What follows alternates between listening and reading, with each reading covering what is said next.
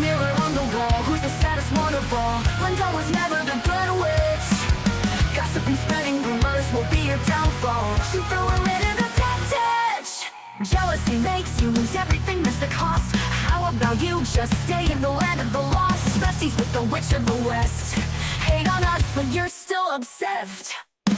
Getting you to be the big bad villain, babe, go get a psychoanalysis. Because I know I'm one in a million, but it's fine, I'll be your protagonist. You're talking too much, we can all hear the whispers. Calling us wicked is a little insulting. You gave them to her, but you can keep the rest with birds. Thought you were a girl's girl, but that's just disgusting.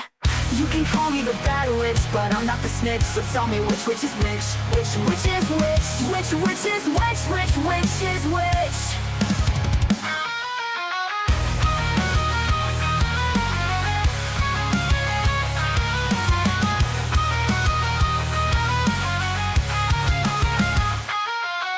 Mirror on the wall, who's the saddest one of all? Glenda was never the good witch.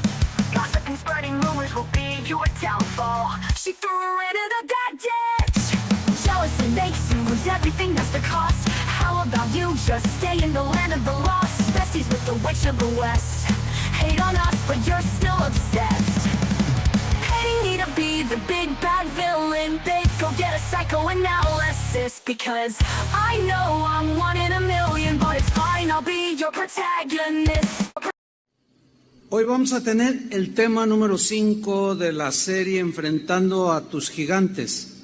Voy a hablar en este tema sobre una fe gigante para enfrentar gigantes. Vamos a tomar un texto que está en Mateo capítulo 15, versículo 28. Voy a leerlo, usted me sigue ahí. Dice así la palabra de Dios. Entonces, respondiendo Jesús dijo: oh mujer, grande es tu fe, hágase contigo como quieres. Y su hija fue sanada desde aquella hora.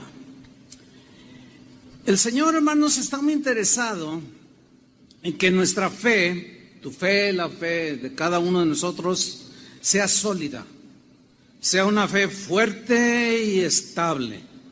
El Señor sabe que el camino angosto por el que caminamos está infestado de gigantes que tratarán de devorarnos. Pero ¿cómo vamos a enfrentar a esos gigantes? La respuesta es muy sencilla: con fe, con plena confianza en el gigante que está detrás de nosotros cuidándonos. Josué y Caleb pusieron su fe en el gigante que los protegía. No se detuvieron a ver a los gigantes que habitaban esa tierra. Abraham hizo lo mismo. No consideró su cuerpo como ya muerto, siendo de casi 100 años. Pablo dice, refiriéndose a Abraham, sino que se fortaleció en fe, dando gloria a Dios, alabando a Dios. Moisés hizo lo mismo.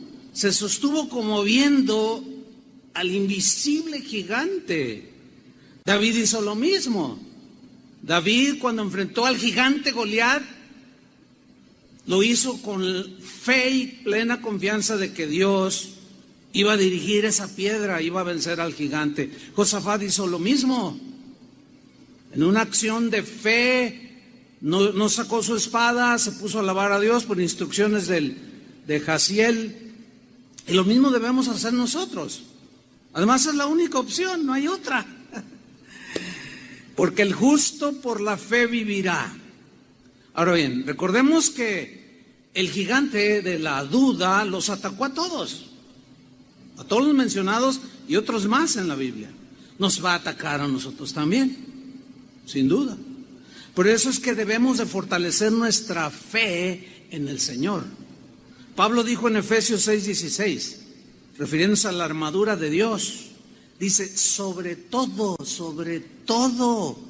el casco de la salvación, la coraza, etcétera, sobre todo tomad el escudo de la fe, con que podáis apagar todos, ¿cuántos? Todos los dardos de fuego del maligno. Ahora bien, ¿qué fue lo que les impidió a los israelitas entrar a la tierra prometida? Su falta de fe.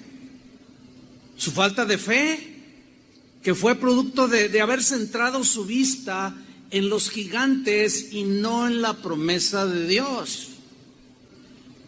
Apareció la duda y los arrastró a la incredulidad y su fe quedó anulada, quedó bloqueada. El escritor de la carta a los Hebreos nos da un poco más de luz a este respecto que acabo de mencionar, a este punto que acabo de mencionar. Hebreos 3:16 dice, porque ¿quiénes, habiendo oído, le provocaron? ¿Acaso no fueron todos los que salieron de Egipto guiados por Moisés? La respuesta es sí, esos fueron. Versículo 17. ¿Y con quiénes se disgustó el Señor por 40 años? ¿No fue con aquellos que pecaron? Yo subrayé ahí, o entre comillas lo puse, que pecaron, cuyos cuerpos cayeron en el desierto. ¿Por qué para el Señor el dudar es pecado? Porque lo ofende a Él, lo hace parecer como alguien que promete y no cumple, como un mentiroso. Por eso es un pecado dudar. Y la incredulidad también es un pecado. Y eso los llevó a no entrar a la tierra prometida y sus cuerpos quedaron regados en el desierto. Versículo 18. ¿Y a quienes juró que no entrarían en su reposo, sino a los que fueron desobedientes? Fíjate, la duda nos lleva a la desobediencia porque está el mandato. Entren a la tierra, poséenla. No, pero no, los gigantes están muy grandes, no puedo. Entonces ahí habla ya de desobediencia. No actuaron como gente de fe que se supone que los israelitas debían de actuar. Ahora, fíjate el versículo 19. Vemos pues, hace como una conclusión de este punto, dice, vemos pues que no pudieron entrar a causa de su incredulidad.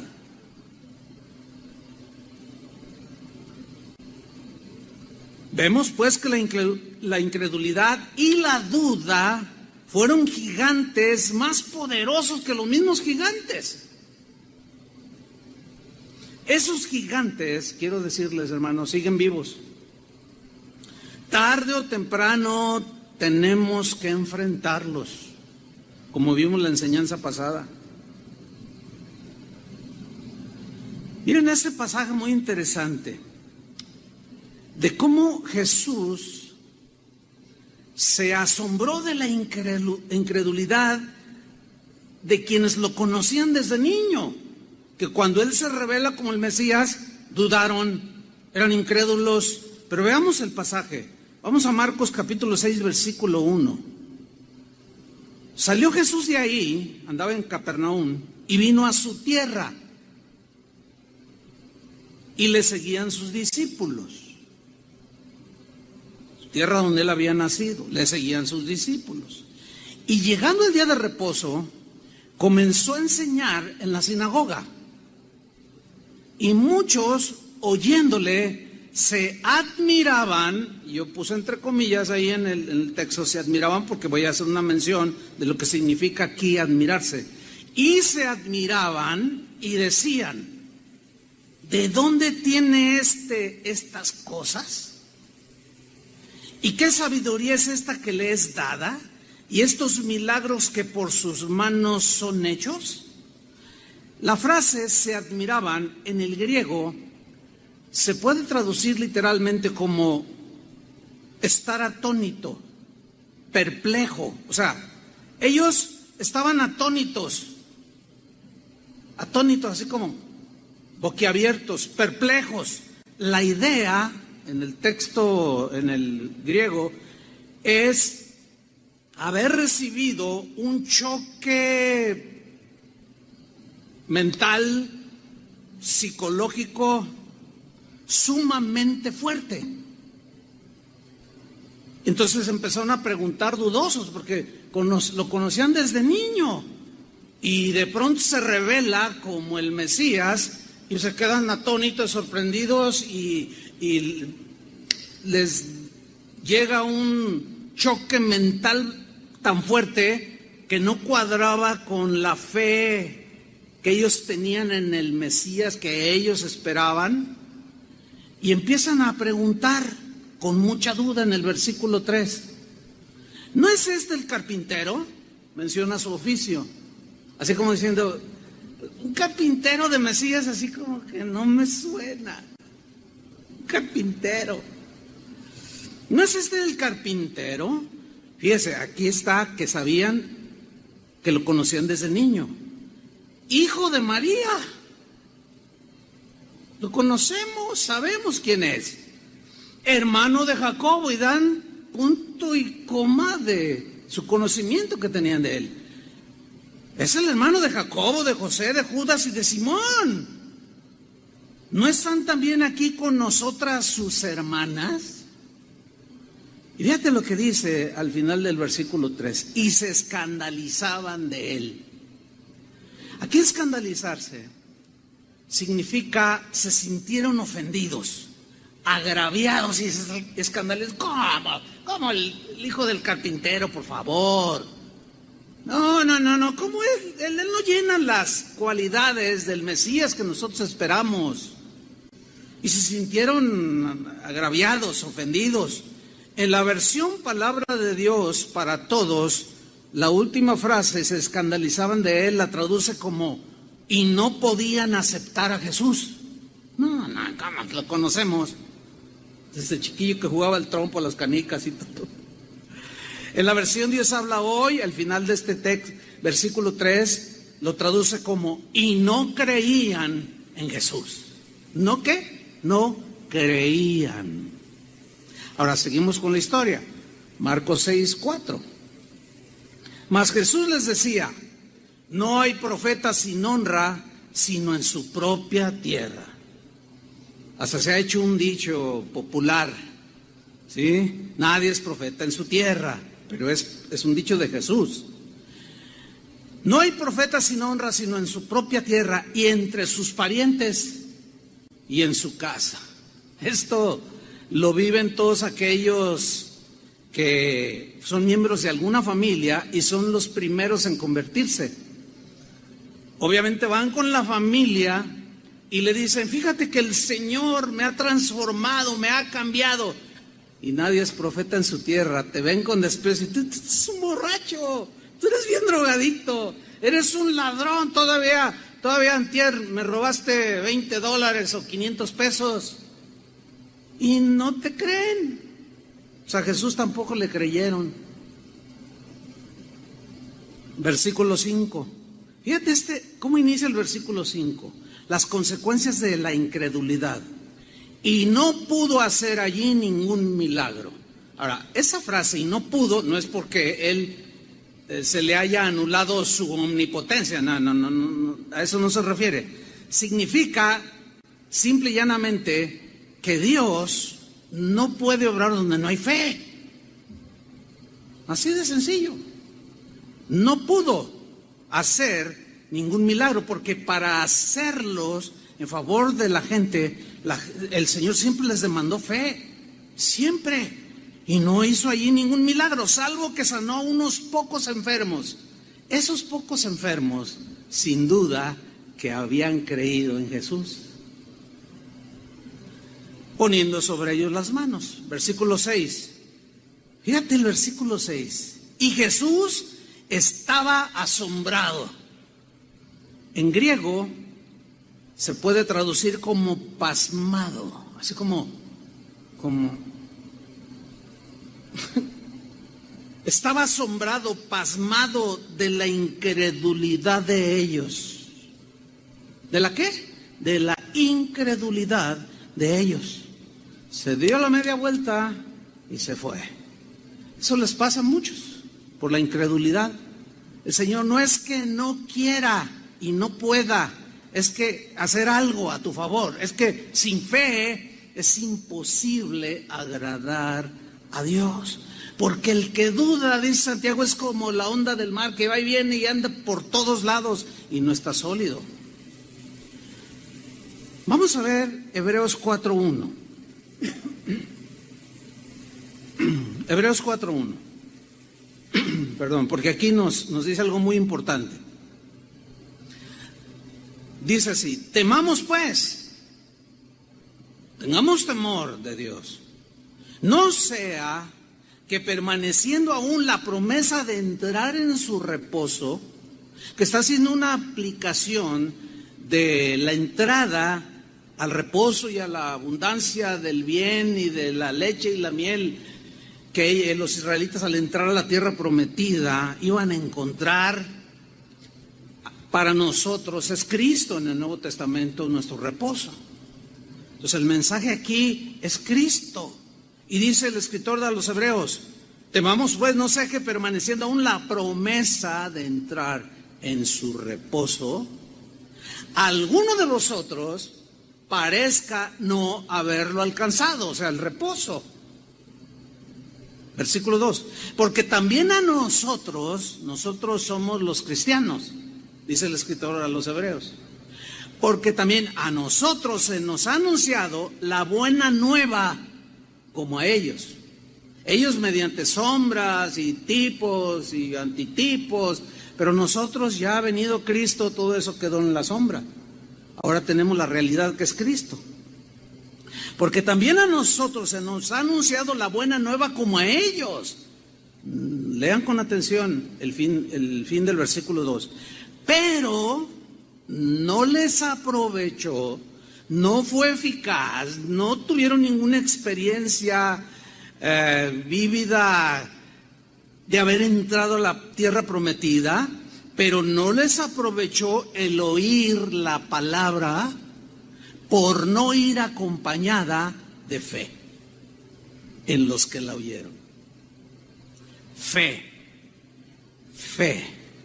La incredulidad, hermanos, nos lleva a la desobediencia y a la rebelión, y todo eso es pecado.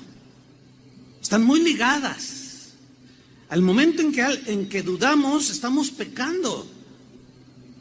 Eso trae consecuencias, nos lleva a la desobediencia y a la rebelión, y reclamamos y echamos culpa a los demás y aún a Dios.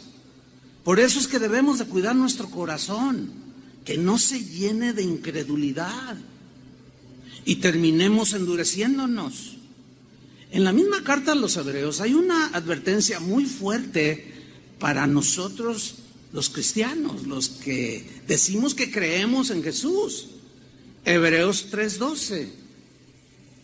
Muy clara esta advertencia. Dice: mirad. O sea, pongan mucha atención, cristianos. Mirad, hermanos, ahí está, no hay duda que está dirigido a los hermanos. Esto no es para los incrédulos. Mirad, hermanos, que no haya en ninguno de vosotros corazón malo de incredulidad. A ver, aquí surge una pregunta. ¿Existe la posibilidad de que entre los cristianos de pronto haya alguno con corazón malo de incredulidad, sí o no? La respuesta es sí. Si no, ¿de qué sirve esa advertencia? Si no hubiera, no diría nada la Biblia al respecto. Así de simple. Miren, cuídense bien, que no haya ninguno de vosotros corazón malo de incredulidad. Fíjate a dónde te lleva la incredulidad: para apartarte del Dios vivo. ¿Puede entonces un creyente en Cristo eventualmente apostatar y apartarse del Dios vivo? Según el texto, sí. Según el texto, reitero, sí. Nos aparta del Dios vivo. ¿Recuerdan cómo Jesús a sus discípulos les reprochó su incredulidad después de haber resucitado? Vamos a leer este pasaje. Bueno, aquí está envuelta María Magdalena, que fue a la tumba y la encontró vacía, y Jesús se le aparece y dice: ve y diles, háblales. Entonces aquella mujer va con los discípulos y les dice: el Señor ha resucitado. Y la miraron así como dudando, incrédulos, cuando Jesús se los había dicho una y otra vez. Y dice en Marcos 16:14, finalmente se apareció a los 11 mismos, o sea, después de resucitado, estando ellos sentados a la mesa. Y vean lo que hizo Jesús. ¿Qué hizo? Según el texto, y les reprochó. Reprochar significa aquí reprender. Tiene una idea fuerte de regaño. ¿Cómo es posible? Luego, ¿dónde tienen el corazón? ¿Dónde tienen su mente? ¿Dónde tienen la cabeza? Y les reprochó, los regañó, los reprendió. ¿Qué les reprochó? Su incredulidad y dureza de corazón. Eran discípulos incrédulos que los atacó el gigante, pero vieron las circunstancias y dijeron, no, pues se me hace que no resucitó. Y luego el mensaje de una mujer, ay, pues las mujeres no enseñan, las mujeres, Y Jesús dijo claramente, ustedes están en una condición de incredulidad y de dureza de corazón, que es muy peligrosa. Porque no habían creído a los que lo habían visto resucitado. No creyeron el mensaje, en este caso de la Magdalena. Y Jesús les reprocha su incredulidad.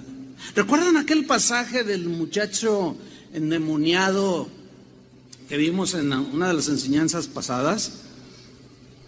De cómo se acerca el padre con este hijo y le dice, Señor, ayúdanos, hay un demonio que lo agarra y lo estruja y lo azota. Y bueno, ¿se acuerdan en Marcos 9:23 que Jesús le dijo cuando se lo presenta? Jesús le dijo, si puedes creer. Ahí hay una condición para que él hiciera algo a su favor. Si puedes. Ahora, aquí hay una pregunta que los teólogos se rompen la cabeza. Yo no entiendo por qué, si el texto es bien claro. Le dice este hombre, si puedes. ¿Qué significa? Que el hombre puede creer. Pero algunos no quieren creer, pero sí puede creer.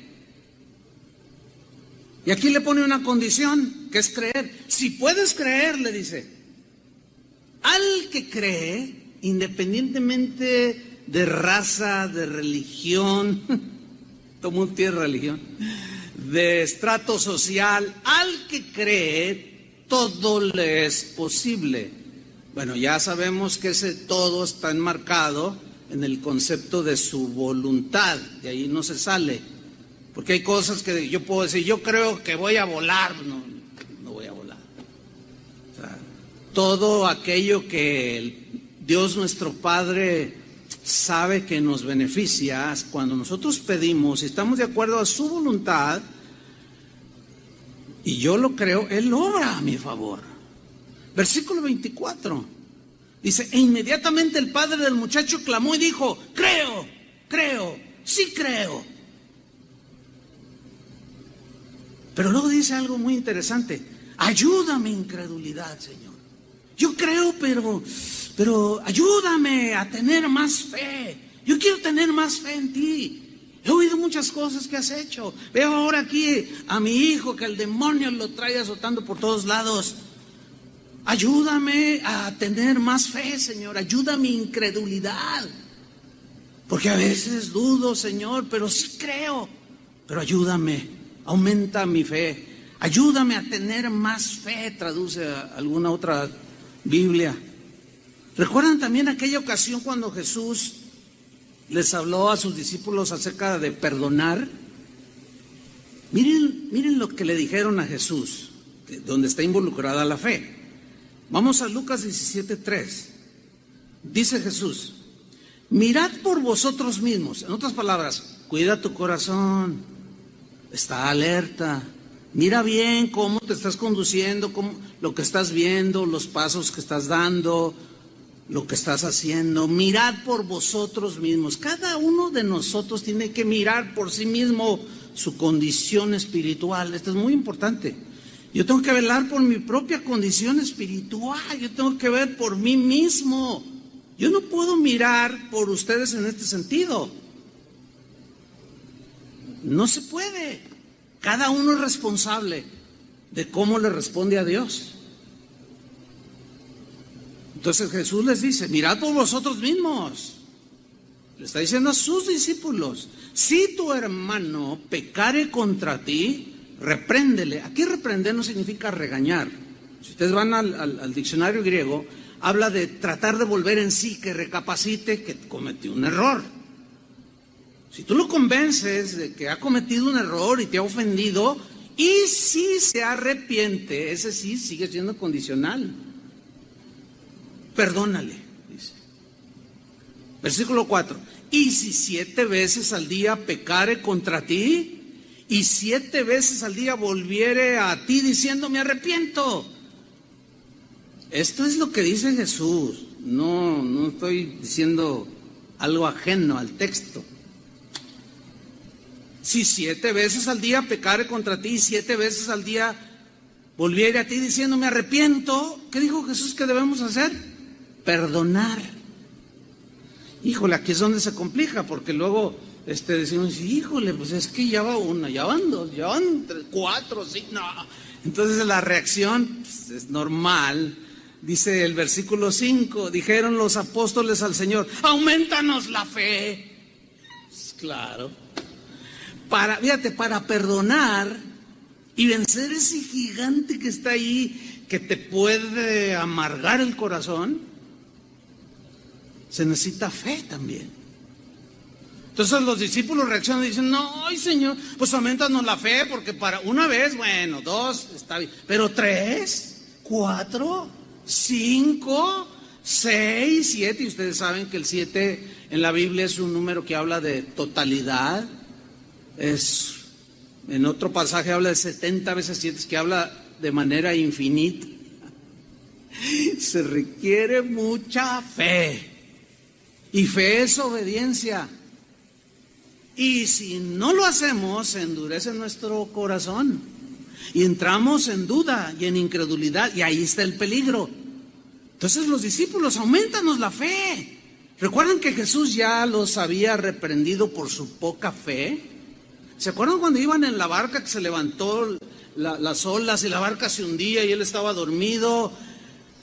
Señor, sálvanos que perecemos. Y el Señor se levanta tranquilo, se estira un poco y calma la tempestad y voltea con ellos y dice, ¿por qué dudaron hombres de poca fe? Así les dijo, ¿hombres de qué? De poca fe.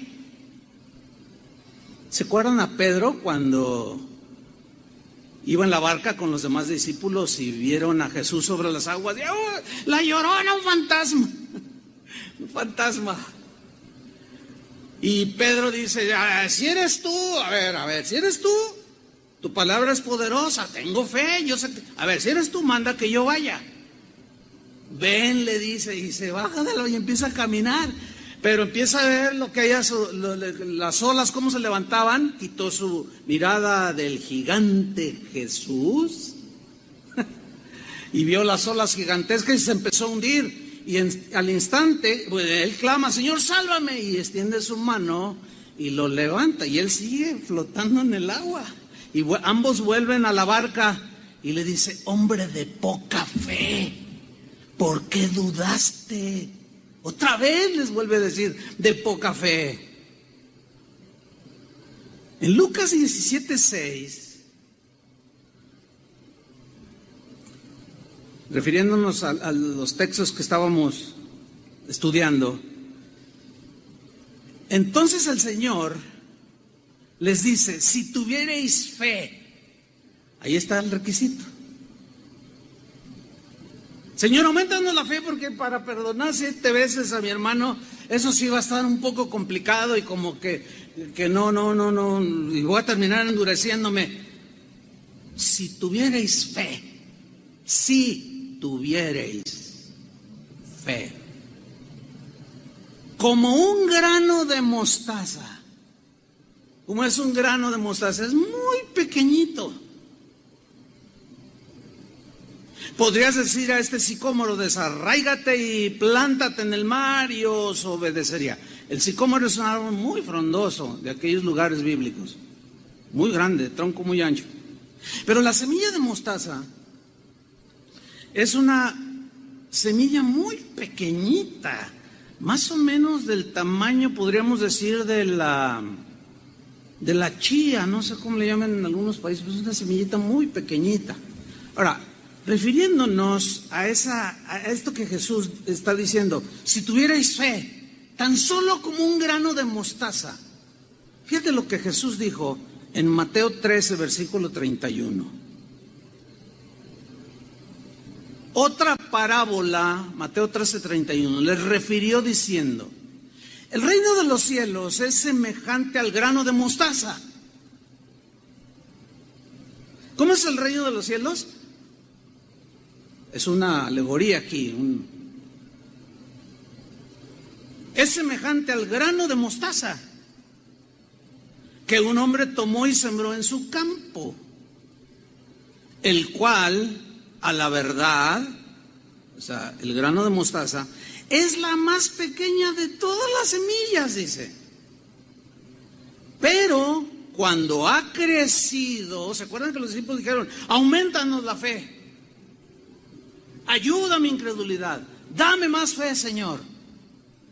Si tuvierais fe como un grano de mostaza, y ellos eran pescadores, pero conocían de agricultura y conocían la semilla de mostaza, y sabían que la semilla era muy pequeñita, pero que tiene la particularidad de que cuando germina, crece.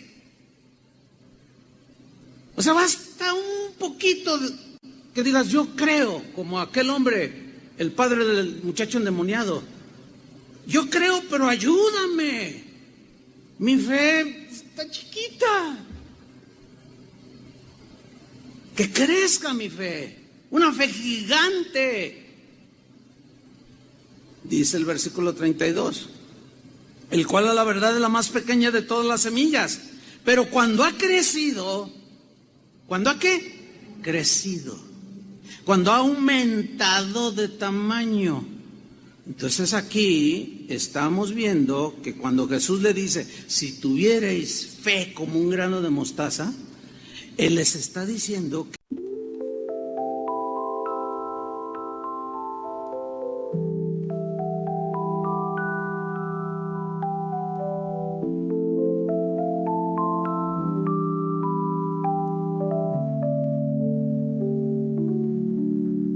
tonight is our story.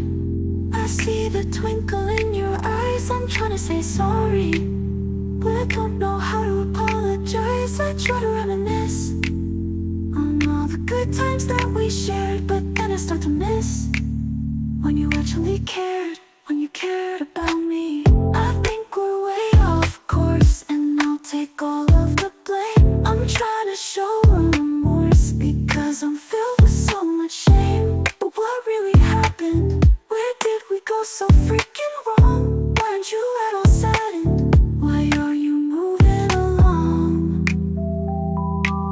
Moving along without me. Without me. Without me.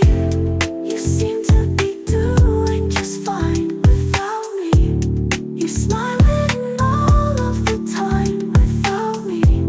Your world keeps spinning round and round without you. I'm sad and I'm scared, that's why I frown. Tonight is so cloudy. I see the raindrops in the sky. I'm trying to say howdy, but I don't even really know why. I try to reminisce on all the good times that we shared, but then I start to miss when you actually cared, when you cared about me. About me. Without me. Without me. You seem to be doing just fine without me. You're smiling all of the time without me. Your world keeps spinning round and round without you. I'm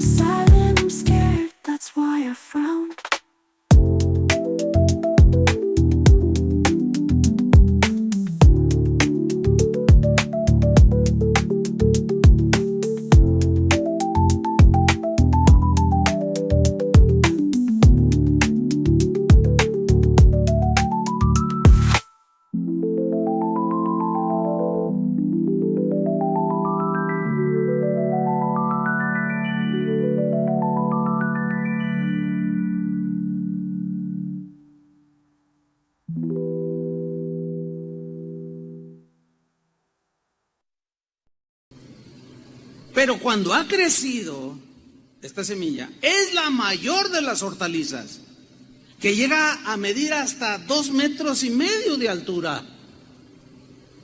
Y algunos le dicen que es árbol, pero es una hortaliza. Porque dice Jesús, y se hace árbol. Jesús lo llama mismo árbol. De tal manera, dice, que vienen las aves del cielo y hacen nidos en sus ramas. O sea, esa semilla de mostaza, esa fe pequeña que tú dices tener, y Señor, es que yo tengo poquita fe, es que no puedo creer. Con esa poquita fe puede aumentar. Ya veremos cómo puede crecer y va a ir creciendo nuestra fe. Hacia ahí nos quiere llevar el Señor. Ahora bien, cuando algunos leen Efesios 2:8, dice lo siguiente: porque por gracia sois salvos por medio de la fe. Y esto no de vosotros, pues es don de Dios. Ahora, aquí hay un problema, yo no entiendo por qué se ha generado un problema teológico de siglos, cuando el texto es muy claro. Cuando algunos leen, porque por gracia solo por medio de la fe, esto no de vosotros, pues es don de Dios, entienden de manera inexplicable que la fe es el don. Pero no, la fe es el medio para obtener el don. El don es un regalo, pero el don es precisamente la salvación, no la fe. Aunque sabemos que toda buena dádiva y don perfecto viene de los cielos, pero don en el sentido de, por ejemplo, los dones del Espíritu Santo, que Él te lo da, te da dones naturales, habilidades naturales para que te ganes la vida, pero también nos da dones espirituales, y esos dones son regalos. Eso es lo que quiere decir don, dorea del griego, un regalo de Dios. Para aclarar un poco este punto, que es importante entenderlo, vamos a leer Efesios 2:8 en la versión Palabra de Dios para Todos, donde aquí en esta traducción dice muy claramente que el don es la salvación y no es la fe. Efesios 2:8, Palabra de Dios para Todos. Ustedes fueron salvos gracias a la generosidad de Dios. O sea, esa es la gracia. Regalo inmerecido. Y fíjate cómo lo traduce esta versión, que es clarísimo. Ustedes fueron salvos gracias a la generosidad de Dios, porque tuvieron fe. Porque tuvieron fe. Una y otra vez, si tuvierais fe. ¿Por qué no tienen fe? Hombres de poca fe. Siempre está demandado. Si fuera un don, ¿por qué les reprocha? Si fuera un don, un regalo así de que te regalo como el don de hacer milagros o las habilidades, dones que Dios da a los hombres, pues no tendría sentido que los haya reprochado. Pero entonces Pedro le hubiera dicho, pues es que no me das el don, no me das fe. Pues no es un don, como algunos lo entienden cuando leen esto. Retomo como dice la Palabra de Dios para Todos. Ustedes fueron salvos gracias a la generosidad de Dios, porque tuvieron fe. No se salvaron a sí mismos. Su salvación fue un regalo de Dios. Ahí está muy claro. El don es la salvación, no la fe. La fe es un medio. Ahora, esto es muy importante entenderlo bien. ¿Por qué? Porque la fe es la respuesta de una persona al escuchar el Evangelio de Jesucristo. Miren, es muy sencillo. ¿Crees? Sí. Así de sencillo. ¿Crees? Sí. ¿Crees que Jesucristo vino a morir por nosotros para llevar en su cuerpo todas nuestras rebeliones y pecados? Sí, creo, lo creo. Pero en otros, ¿crees? No creo. Así de simple. Vayan por todo el mundo y prediquen el Evangelio. a todos. El que creyere y fuere bautizado será salvo.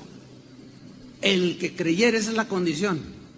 Entonces, si fuera don, les daría a todos, a toda la gente don para creer, porque dice la Biblia que Dios no quiere que ninguno perezca, sino que todos procedan al arrepentimiento. Entonces, si fuera un don, pues les daría a todos el don, y ahí caería. Eso no se contempla en la Biblia. La fe es una respuesta al mensaje del Evangelio. Nunca es una imposición, no es un don, es una respuesta que el ser humano da, sí o no, creo. Así de simple, sin tanto rollo teológico. Romanos 10, versículo 13, nos confirma lo antes dicho. Romanos 10, 13. Porque todo aquel, significa indistintamente quien sea, todo aquel, cualquiera que éste sea, que invocare el nombre del Señor, será salvo. Ahora, para invocar el nombre del Señor tiene que haber, y ser salvo tiene que haber previamente algo, y producir algo, y dar una respuesta a algo. Todo aquel que invocar el nombre del Señor será salvo. 14. ¿Cómo pues invocarán a aquel en el cual no han creído? Nadie puede invocar a Jesús si no ha creído en Él. Aquel padre del muchacho endemoniado sin duda que había oído hablar de Jesús. Y sin duda que escuchó, quizás que había sanado el Señor a 2 ciegos y al endemoniado gadareno, y a medida que escuchaba, algo empezó a surgir acá, que la Biblia lo llama fe, creer, poner tu confianza en este caso en Dios. Pero sigamos en el verso 14. ¿Cómo pues invocarán a aquel en el cual no han creído? Creído. Y luego viene otra pregunta retórica. ¿Y cómo creerán? ¿O cómo van a tener fe? ¿Cómo van a responder? ¿Cómo van a creer en aquel de quien no han oído? ¿Y cómo oirán sin haber quien les predique? Ahora, en el mismo Romanos, el mismo capítulo, pero versículo 17, dice lo siguiente. Así que la fe es por el oír. O sea, surge fe o rechazo cuando se oye el Evangelio. Se cree o no se cree el mensaje del Evangelio. Así que la fe de la Biblia, la fe que el Señor demanda, viene por el oír el mensaje de Jesús. Y el oír el mensaje de Jesús viene por la palabra de Dios. Por eso en Hebreos dice que aquellos que oyeron la palabra la escucharon sin fe. No la creyeron, no entraron. Solo así se entiende el por qué Jesús les reprochó su falta de fe. Es la respuesta que el cristiano o la persona le da al mandamiento de Dios, a la instrucción del Señor, a la advertencia del Señor, a creer en Él y en su palabra. Fíjate, Romanos 10, 17, en la versión en lenguaje sencillo, nos los traduce de esta manera. Así que las personas llegan a confiar en Dios, esa es la definición de fe, poner tu confianza en Dios de manera plena. Así que las personas llegan a confiar en Dios cuando oyen el mensaje acerca de Jesucristo. Está claro, ¿no? Yo no sé por qué yo veo que se agarran en internet. Se dan unos agarres entre cristianos que discuten por algo tan sencillo y claro. ¿Se acuerdan de aquellos 2 ciegos que se acercaron una vez a Jesús? Mateo 9, 27. Miren, vamos a leerlo. Está tremendo, dice. Pasando Jesús de allí, le siguieron 2 ciegos. ¿Cómo lo siguen? Pues no veían, pero seguían a la multitud y con su bastón, qué sé yo, pero lo empezaron a seguir, no en el sentido de que ya eran sus discípulos como los que estaban con él, no, sino que algo habían oído de él, algo iban a pedirle a él. Le siguieron entonces 2 ciegos, dando voces y diciendo: ten misericordia de nosotros, hijo de David. Fíjate, el Señor, ellos están clamando algo que Dios es misericordioso. Le están llamando a Jesús misericordioso, el Dios de toda misericordia. ¿Por qué? ¿Qué acaso ellos escucharon en las sinagogas cuando escuchaban las enseñanzas y hablaban del Mesías y cómo lo describe la Biblia? ¿Qué acaso ellos lo que habían oído de Jesús no se lo estaban aplicando a él? Yo pienso que sí, porque le llaman hijo de David y ese es un título mesiánico 100% aplicado a Jesús. Y llegando a la casa, vinieron a él los ciegos. Y Jesús les dijo, fíjate lo primero que les dijo: ¿creéis que puedo hacer esto? No les digo otra cosa. ¿Tienen fe que yo pueda hacer esto? Que tenga misericordia de ustedes y los haga ver. ¿Creen que puedo hacer esto? Ellos dijeron, sí. O sea, un sí rotundo. Sin duda que ellos escucharon de los milagros que él ya había hecho, del mensaje. A lo mejor estaban ahí entre la multitud, en la ladera del monte, cuando el Señor dio aquel inolvidable sermón conocido como el Sermón de la Montaña. Y estaban ahí escuchando. Y ellos dieron la respuesta: creemos. Nadie puede clamar al Señor si no oye de Él. ¿Cómo? Posible. Por eso hay que predicar a Jesús. Por eso hay que predicar la palabra, que es la palabra que es como esa espada que penetra hasta lo más profundo del ser humano. Sí, Señor. Versículo 29. Entonces les tocó los ojos diciendo, fíjate lo que les dijo, sin tanto rollo teológico: conforme a vuestra fe os sea hecho. Sin tanto rollo, sin tanto pleito. ¿Crees? Sí, sí creo. ¿Crees? No, yo no creo. Bueno, pues cada quien. Pues la fe no es un don, es la respuesta que el ser humano le da en respuesta al mensaje que está oyendo y a la misma persona de Jesús.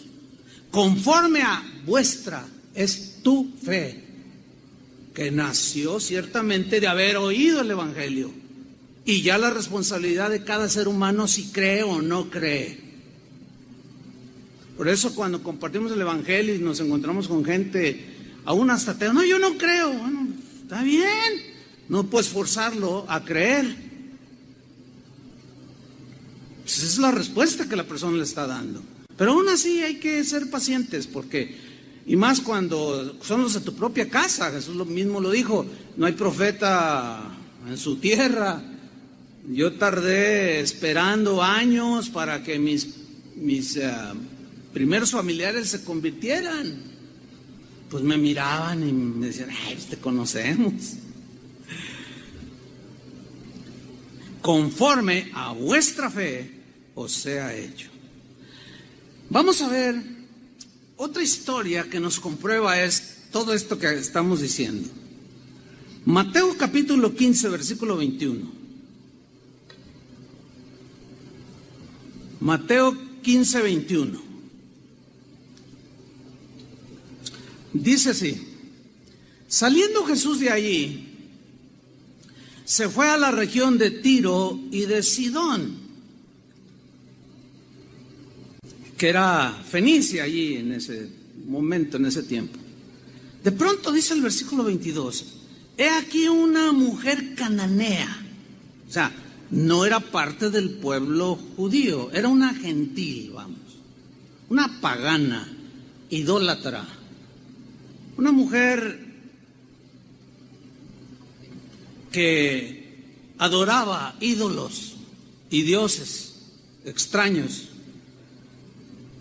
Esta mujer cananea o sirofenicia dice que había salido de aquella región,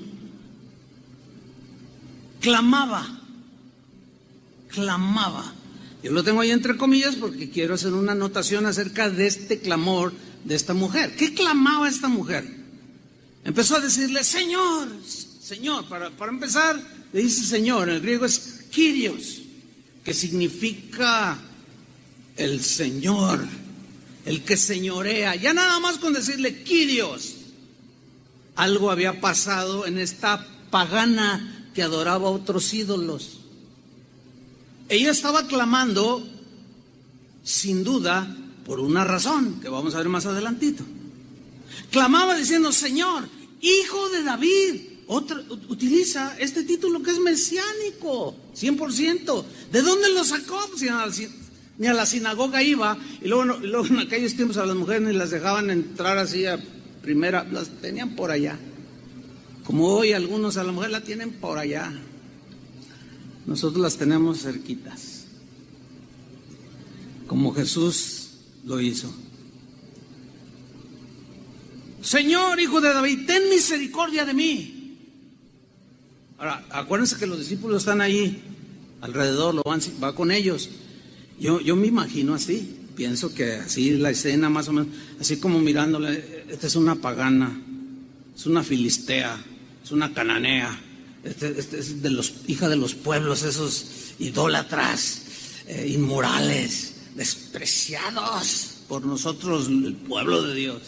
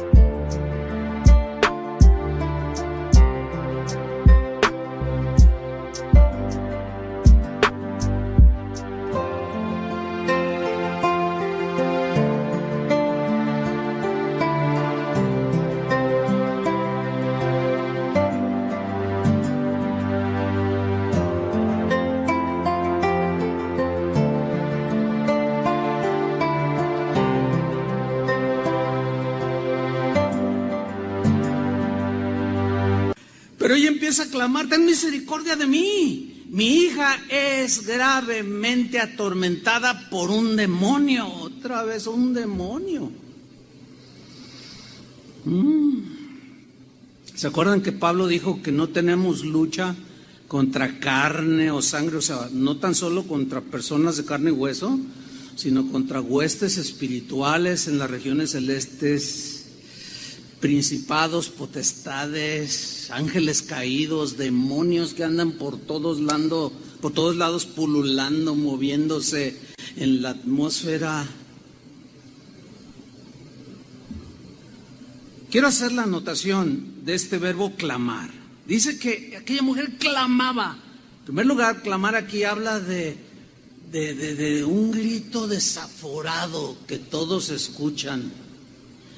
Y que, como en el caso de los discípulos, como vamos a ver más adelante, los puso nerviosos. Una vez me acuerdo que yo subí a un avión y yo siempre me espero hasta el último, no sé por qué, se me hace menos complicado estar ahí formado.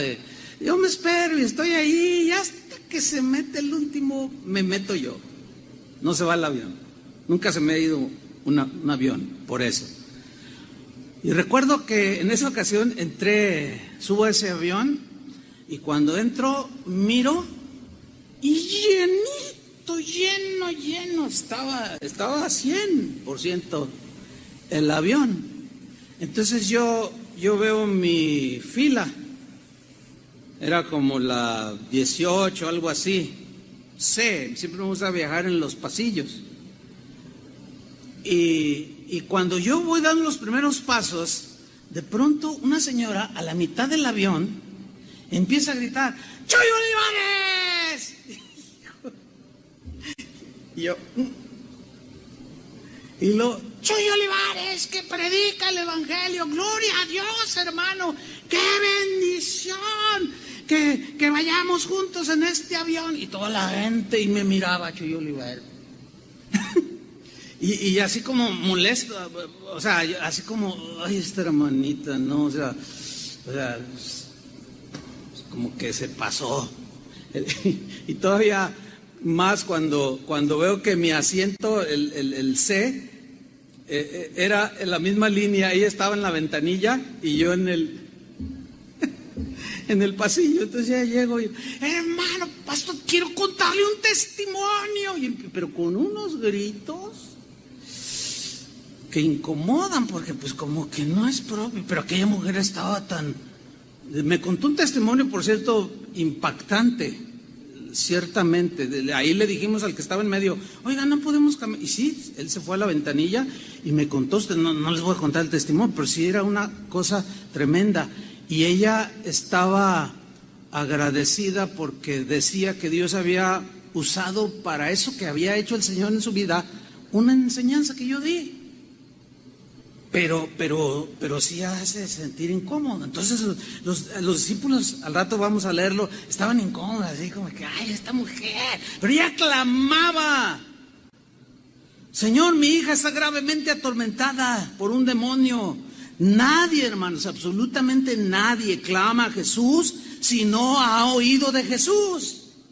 ¿Sí o no? Según hasta donde hemos estudiado hasta ahorita.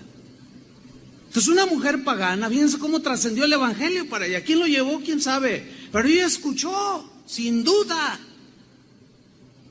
lo que Jesús enseñaba, lo que él hablaba, lo que él hacía, etcétera. Sin duda que clamó a Jesús porque llegó a oír lo que enseñaba, lo que decía, porque la fe viene por el oír la palabra de Dios. Pero sigamos. Mateo 15, 23. Miren esto. Pero Jesús no le respondió palabra. Ay, hermanos, ay, cuando Dios guarda silencio.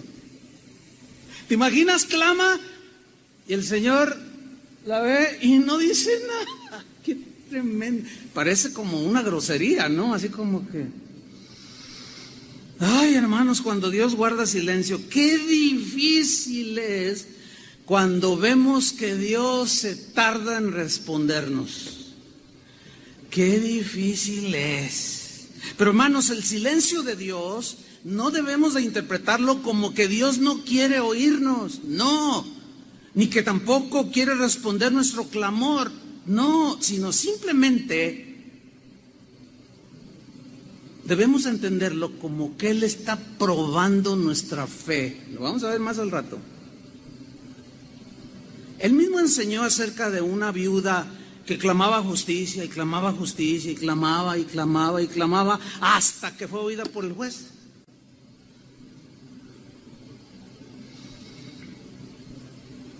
¿Se acuerdan de Abraham, que esperó 25 años para ver cumplida la promesa de Dios de darle un hijo? Fue justamente en ese lapso donde el gigante de la duda se le apareció a Abraham y lo atacó y tuvo un hijo, Ismael, fuera del matrimonio, y las consecuencias las tenemos hasta el día de hoy. Todo, ¿por qué? Porque nos asalta la duda. Cuando Dios calla, hermanos, no lo entiendas como que Dios no quiere hacer nada, sino más bien es: Señor, ¿cómo lo vas a hacer? Porque algo hará. A veces la respuesta del Señor es no, a veces es sí, a veces es inmediata, a veces tarda. Ese es según su propósito en su soberanía. Él es exacto. ¿Recuerdan cuando le avisaron a Jesús que su amigo Lázaro, a quien tanto él amaba, estaba enfermo de gravedad? Bueno, ahí en Juan capítulo 11, Juan 11:6, ahí nos dice, cuando yo, Jesús, pues que estaba enfermo de gravedad, Lázaro, su amigo, a quien él amaba, miren lo que hizo, se quedó 2 días más en el lugar donde estaba. Cualquiera de nosotros lo hubiera interpretado como, pues no, que tanto lo amaba, hipócrita. No, inmediatamente uno tiene que estar allí. Pues quizás en el caso de nosotros sí, pero en el caso del Señor, que todo lo sabe, pues Él todavía 2 días esperó.